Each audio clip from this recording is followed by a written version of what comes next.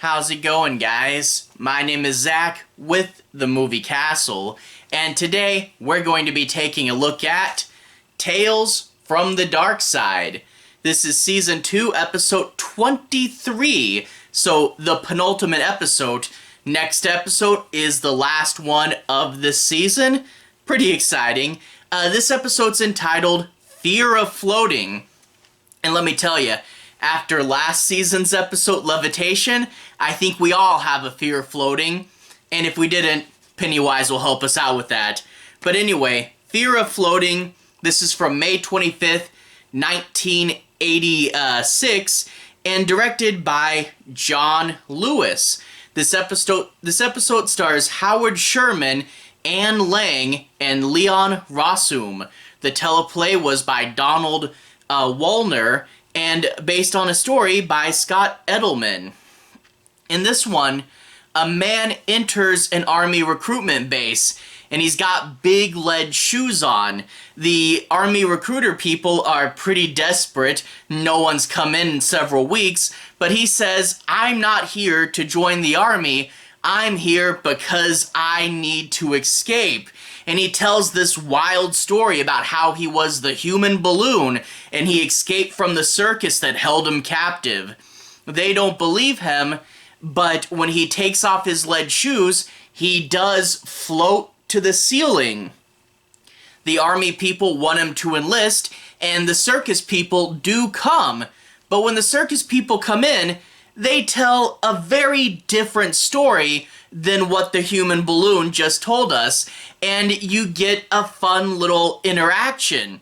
Different parties pitted against each other, different goals. The circus people want this, the army wants this. What does the human balloon want? Well, we're going to see a bit of back and forth here, and it's going to be a relatively interesting drama. Overall, I did think this episode was pretty good. I like the wacky characters and, the internal drama setup stuff, that's good, but throwing in an idea that this guy's floating around really does make it a wacky Darkside concept, makes it a little more different and interesting than just the character drama. Now, I think this one on IMDb actually has a fairly low rating, but I have to say, I was pleasantly surprised with this. It's not the biggest and best episode ever, but I thought it was a fun little story about a floating man and several people that wanted him. I thought it was pretty interesting. Again, not the biggest, best thing ever, but a fun watch and a good episode of Darkside. Not great, but definitely solid. And also, another thing we have to mention with this is another case of Darkside using its low budget but turning out a higher quality product than you might expect. Once again, this is a one-set one, a bottle episode. Everybody's here in the recruitment base, and you don't really get to see anything outside of the recruitment base, but the story's engaging enough where you don't really think about it, and it's the natural path of the story where you don't feel like you're being barred from going anywhere. So that's good, but also, he's floating. And doing floating, that's a pretty big special effect. And of course they have to shoot around it where you don't get like a full body shot of him floating. That would be super expensive. So they do have to cut and shoot from ways to, work around this. But the shots they choose, it's never too bad. I mean, you can tell what they're doing, but it's angles you'd want to shoot from, so it's not feeling like they're missing anything, not having this effect. A point of view of the camera rising up or looking down at people, close-up shots because he's talking, so you don't really question why it's close-up. I always say this, but if you guys are low-budget filmmakers, watch Tales from the Darkside and find how they wrote around or shot around their budget. This is another good example. Something that should have had a hard special effect, we'll shoot around it.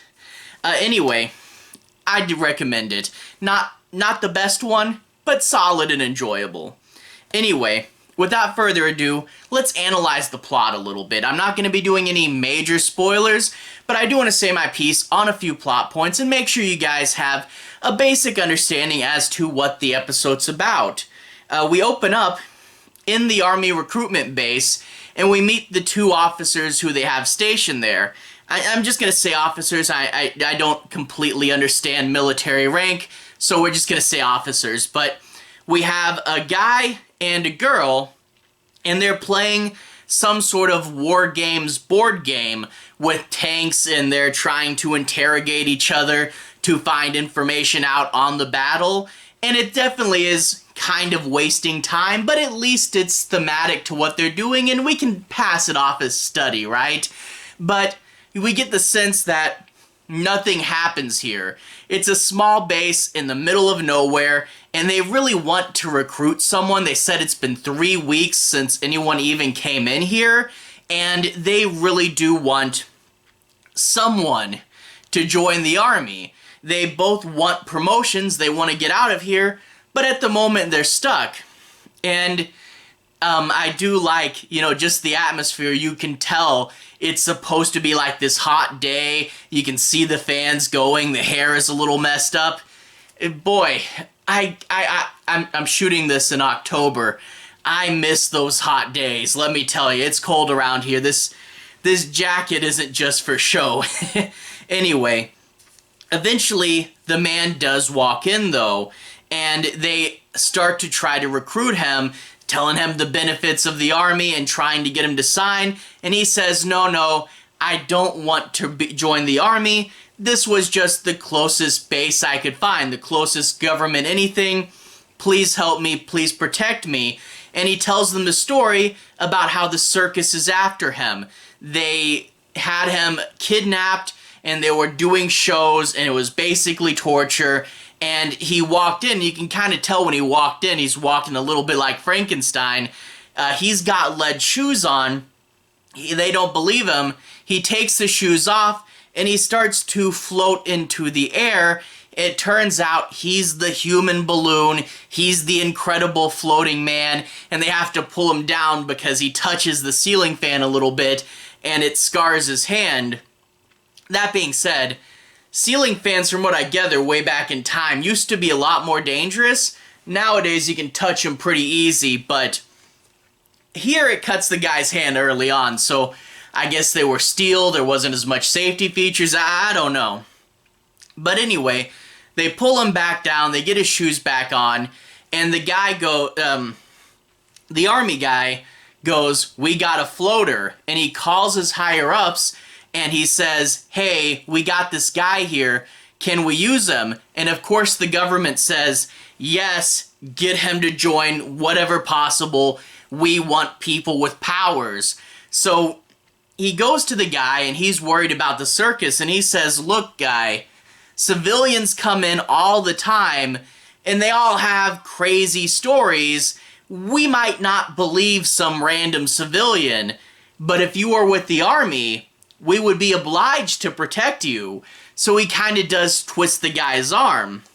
And then after a little bit, the circus does show up, and there is an initial spat of gunfire, but it doesn't last too long before the circus people hold up a white flag and go in to have a word with the Army people. Now, there was a bit of initial disappointment with me when I first watched this, because I was really hoping this would be Assault on Precinct 13, but with people with wacky circus powers.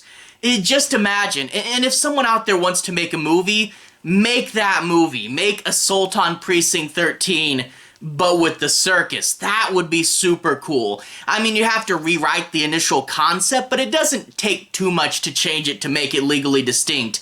That would be cool.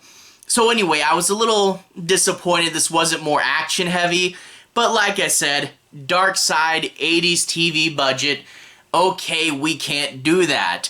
So the character drama we get instead is relatively interesting. We do actually get an explanation for why he's floating, and well, not a concrete explanation, but an interesting take on it. And we do get a good bit of character drama with these circus people, and they have a very different take on events, and it's interesting to hear their version of the story versus his figuring out what really happened and what he wants to do, and everybody's colliding goals, stuff like that. So yeah, a fun little character drama. This floating element thrown in really does throw a wrench into things and makes you a little more interested in it.